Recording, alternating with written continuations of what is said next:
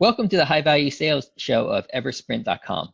I'm Malcolm Louie, the managing member of Eversprint, and today we're speaking with Mark Sinatra, the CEO of Staff One HR, an HR managed services company that provides PEO, ASO, and recruiting services. Welcome to the call, Mark. Thank you, Malcolm. Appreciate it. Mark, you grew your company's revenue from $24.8 million in 2014 to $41.7 million in 2017, a 68% increase. Before we talk about how you grew your company so fast, can you briefly share what your company does beyond my quick intro and how your company differs from the competition?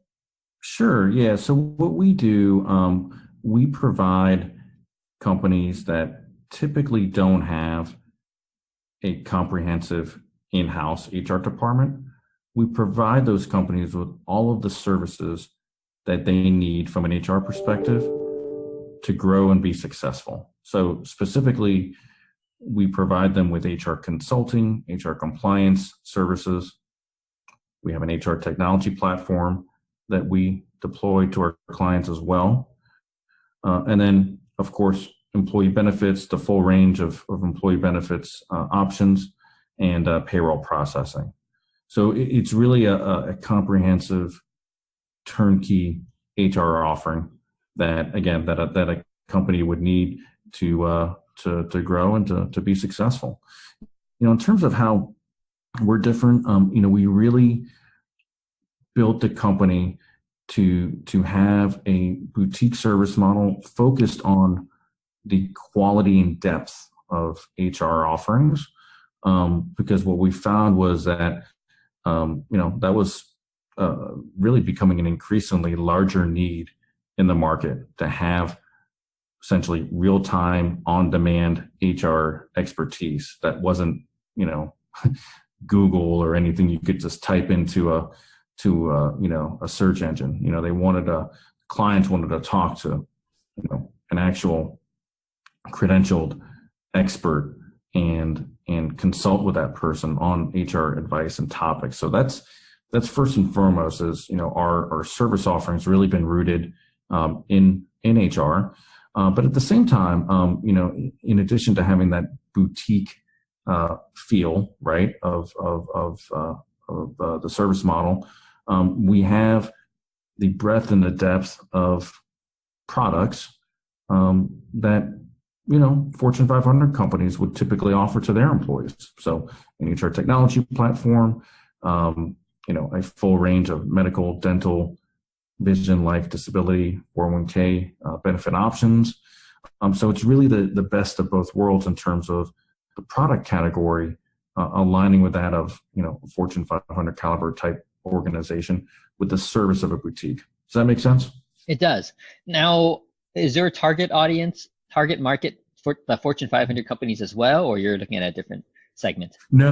The way, so in terms of our target clients, to clarify, our sweet spot is really the companies that have between, I would say, 10 to 1,000 employees, right? So our largest client has close to 1,000 employees.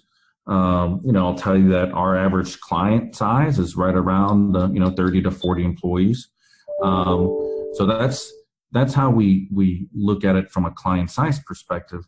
But really the two ideal clients and target clients to us, the first would be what we call, the HR neophytes of the world, where it's an entrepreneur, a business owner that has grown his or her company to the point when they're having more and more of an HR need, right? From a day-to-day perspective, answering questions, implementing certain HR related projects, recruiting, hiring, client, employee retention, things like that, right? And so the business owner understands, okay, well, they're at that inflection point when they need to either scale and build an HR department in-house, or they need to partner with a firm like ours to do it, to provide, that HR support they need on a fairly, much more cost-effective basis. And number two, the second target group of clients that we focus on are companies that have already figured that out, right? They're already, using an HR managed services company, but they have just become disenfranchised, with the service that they're receiving, and they want, again, that more boutique feel of from a service provider, and that's kind of where we step in. Right. And now, oftentimes when I look at companies that provide HR services, I see the acronyms PEO and ASO. Can you explain what those two acronyms are? Oh, sure. Yeah, so I'll start with, ASO, and in this context, what we're really referring to is administrative services only, where we're providing all of the services I just mentioned, payroll, employee benefits, HR, things like that. But the employer, the client, is the employer of record for all of those services. So they have their own benefits in their name. The payroll taxes are filed in the client's name, right? As an example. The PEO model, right, stands for Professional Employer Organization, and that's where the client and the PEO establish that co-employment relationship, where the PEO is the employer of record for certain employer duties, such as remitting payroll, processing payroll, remitting and filing payroll taxes, providing certain insurance coverages, things like that. But the client is the day-to-day employer for all other purposes and aspects, and really has that control and direction, right, over his or her employees. Okay, and when would a company prefer one over the other? It's a good question. I mean, we've had companies that of all varying sizes that prefer PEO or ASO. We haven't really seen a strong correlation there. I think the one thing I can say is when a client wants, I would say their own insurance coverages for whatever reason. Maybe they are an oil and gas company and they have very unique workers' compensation requirements, and they just want their own workers' comp policy. That may be a situation where they would prefer the ASO model. I will say, for us, the PEO model is certainly the predominantly, the largest service line. Accounts for about 92% of our overall business. So that's really the majority of what we provide. Right. Okay. Got it. So as a PEO, you take care of the policies and benefits and so on, right? And that's all done in-house or relatively done in-house by your firm, and the company just pays you a fee for you to deliver all those services, whatever they may be. Yeah, exactly. And it's important that I want to note it's a partnership, right? So we do a lot of in conjunction and in partnership with our clients because, as you can imagine, and you know this by interviewing many different entrepreneurs, one company may have a different, PTO policy. They may have a different outlook on certain other policies. So, our goal is really as the consultant advisor to really ensure that they have, for example, like a handbook or job descriptions and an overall HR philosophy that is first and foremost compliant, right? Right. Secondly, it's consistent with their overall, business philosophy and corporate culture. Right. Got it. Now, your business grew pretty fast, 25 million in 2014 to 42 million in 2017, a pretty chunky increase, almost 70% increase over those 3 years. What were the three biggest drivers of that growth? Well, the first is not sleeping. No, just wanted to insert some humor there, but right. I will say, it was a lot of work to get there by the team, right, and that we have internally, and the clients as well, and everyone. The vast majority, about 85% of that growth was what I would call organic growth. So it was just by increasing sales and having high client retention. The other 15% was through acquisitions, right? So, this industry, the HR services sector, is a very fragmented industry. And so we were opportunistic and were able to, do a couple acquisitions to really augment, our revenue growth. But to touch on your question, the organic growth, I always like to start, the main driver for us was actually the service and the retention, right? Because when you have client retention and service that's, above 90%, right, year in and year out, it just makes it that much easier to grow organically. And at the same time, that's what the salespeople are selling, right? They're selling an intangible B2B service, right? They're selling the service model. They're selling the team members that are behind deploying that service model. So if the service level and the products are there and they are meeting and exceeding client expectations, that is really the first level lever to growth. The second one is, having a very clear focus on, who is our ideal client and how do we best impact their business, and then having a very aligned marketing strategy and communication that articulates that, right? So, we determined earlier on that the two target clients that I just mentioned to you before, those were our two groups of target clients, and we weaved in really, I would say, customized marketing, messaging, and campaigns to focus on those two specific groups. And I'm really referring to a lot of the digital marketing things that we did to both help with our search engine, optimization rankings, and to put out good quality content that helped with that.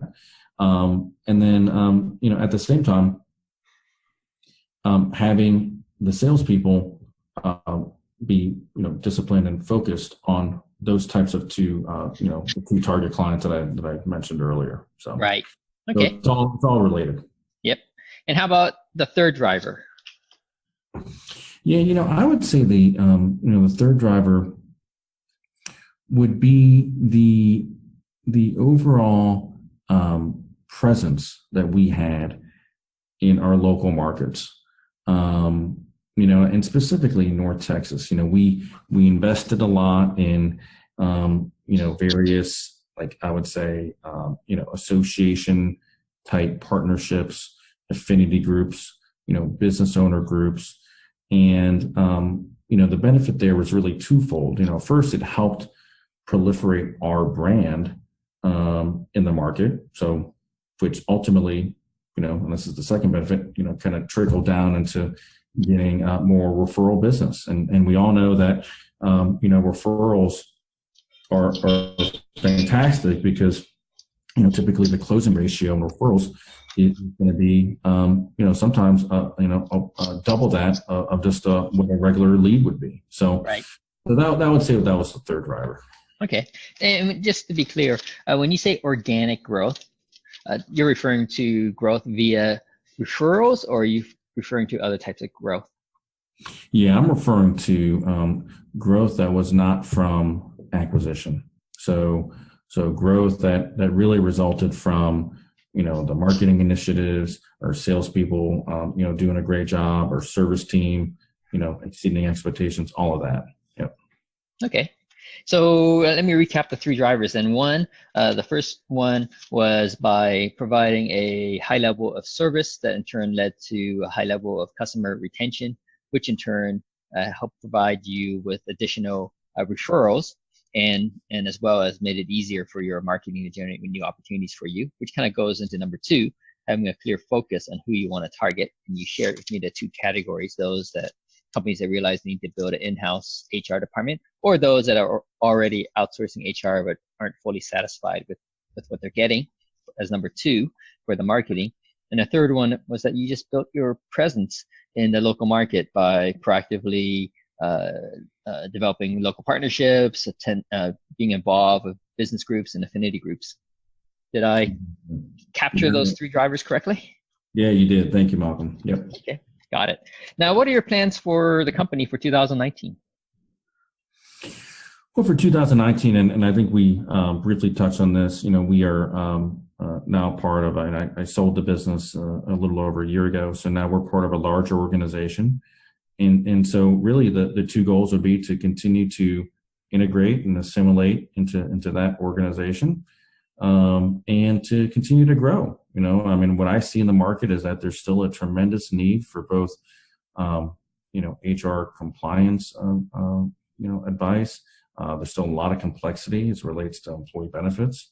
Where the job market is, employers are challenged now even more than ever to find and retain quality talent, and they really need the services that we are there to provide and help them with all of those goals. So I think there's a lot of strength and at a macro level that supports the continued growth of what we do in this industry.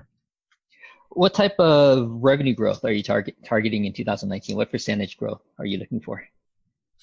Yeah, so for us, we're still focused, strictly focused on double-digit growth, and of course, this is 100% organic growth, and so we're targeting 15 to 20% growth this year.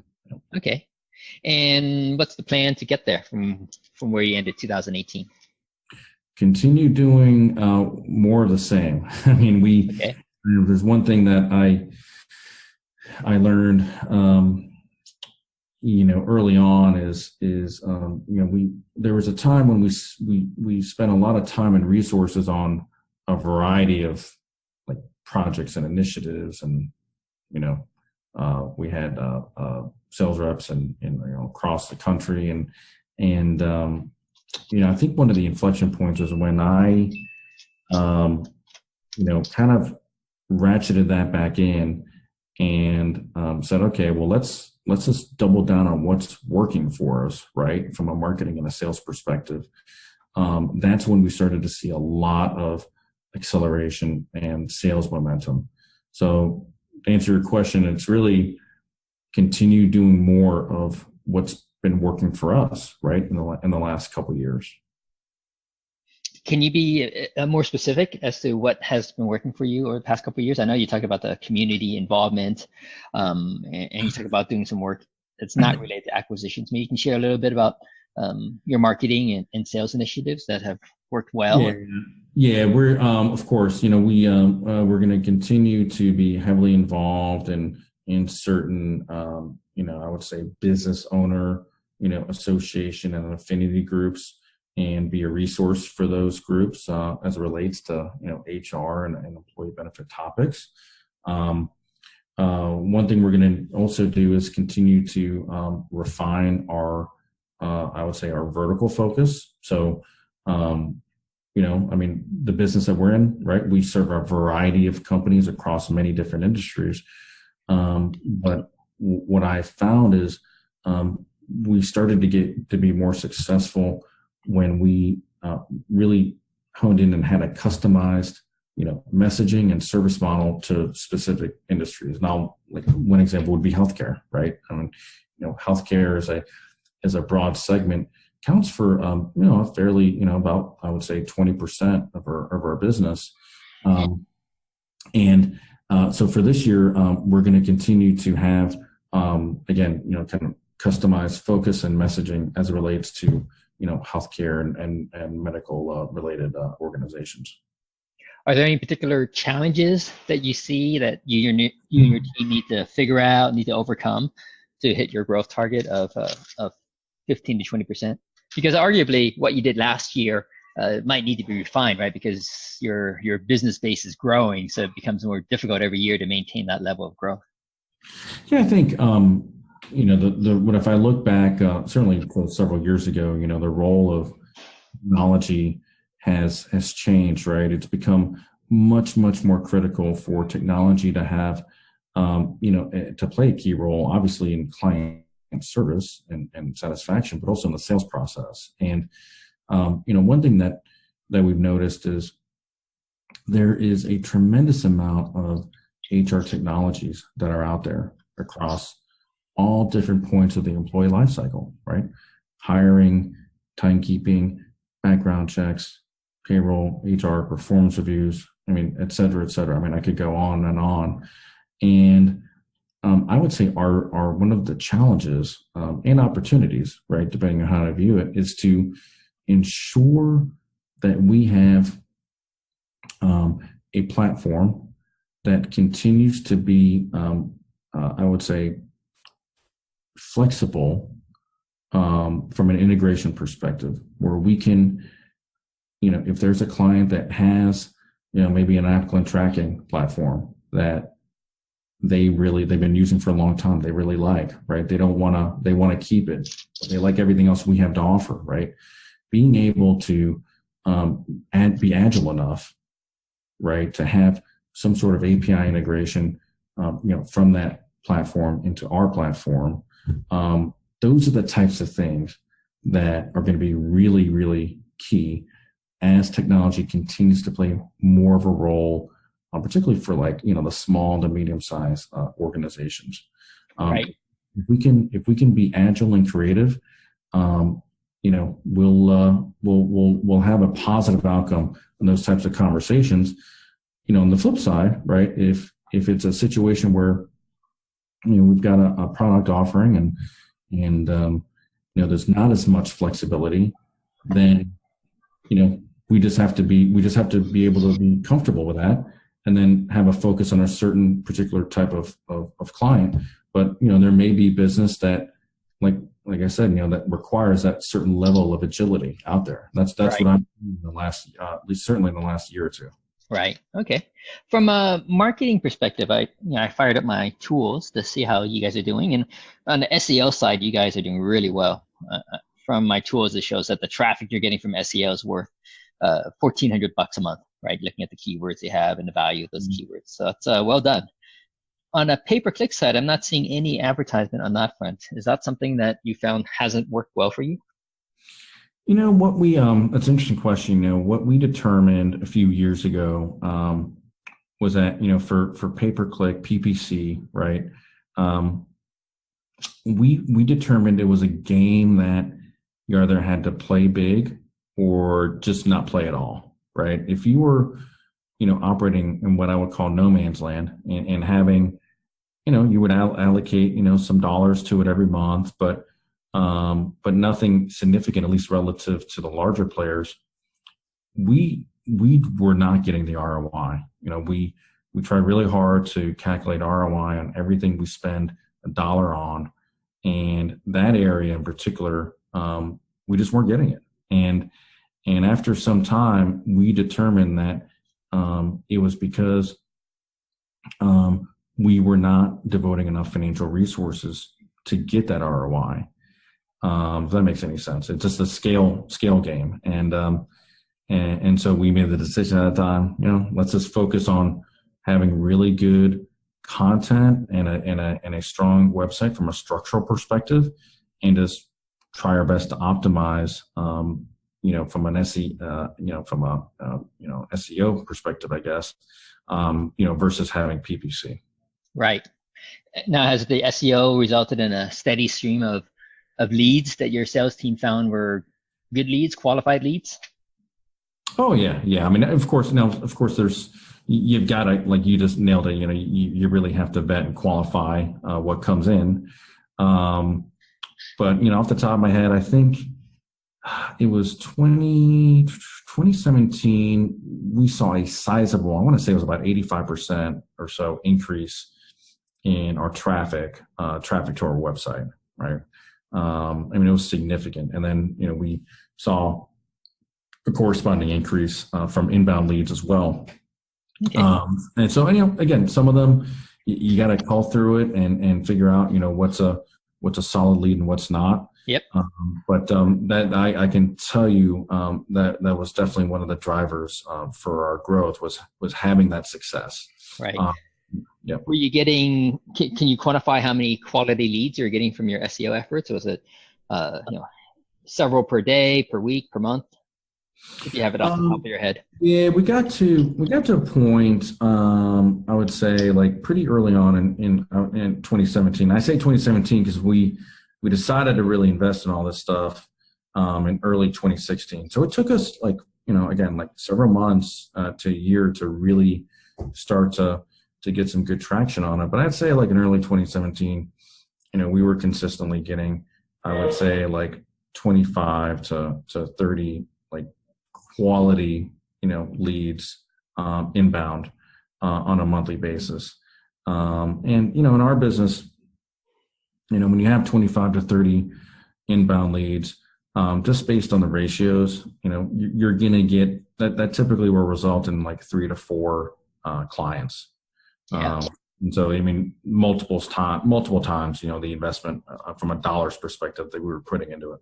Yeah, that's a fantastic conversion rate, a very good conversion rate, and at the same time, it's a nice flow of quality leads too.